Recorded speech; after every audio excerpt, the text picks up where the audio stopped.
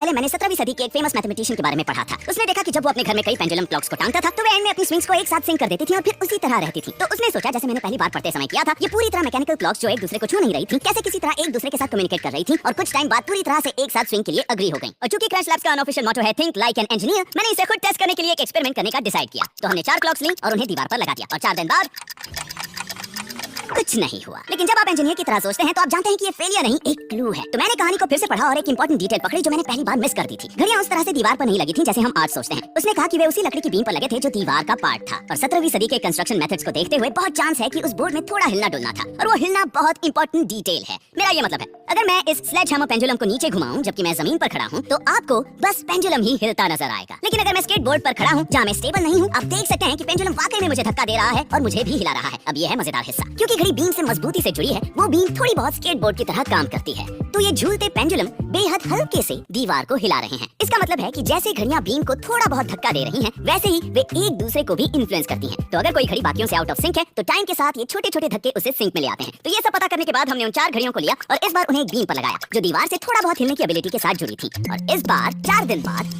फिर से कुछ नहीं हुआ, जो फिर से एक क्लू था, कोई फेलियर नहीं। जैसा कि निकला, पेंडुलम क्लॉक्स को सच में काम करने के लिए आपको घड़ी और पेंडुलम के मास का बहुत प्रिसाइज रेशियो चाहिए, जैसे यहाँ सेट किया है। मैं परफेक्ट पेंडुलम क्लॉक नहीं ला सका, तो यहाँ 140 पेंडुलम के साथ एक बोर्ड है जो आसानी से आगे पीछे हिल सकता है, जिससे हम वही फिनोमेना देख सकते हैं। ठीक है, चलो ट्राई करते हैं, थोड़ी हेल्प चाहिए।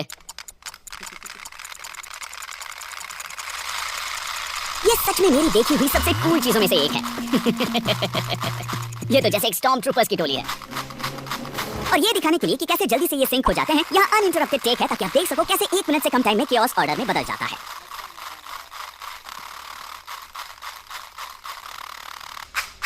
जैसा कि आप देख सकते हैं, हमने इन्हें पूरी तरह से रैंडम शुरू किया था, लेकिन 1 मिनट से भी कम टाइम में ये स्विंगिंग एक दूसरे को इन्फ्लुएंस करते हैं जब तक ये सब एक साथ झूलने नहीं लगते, जैसे 400 साल पहले मैथमेटिशियन के घर के क्लॉक्स में होता था।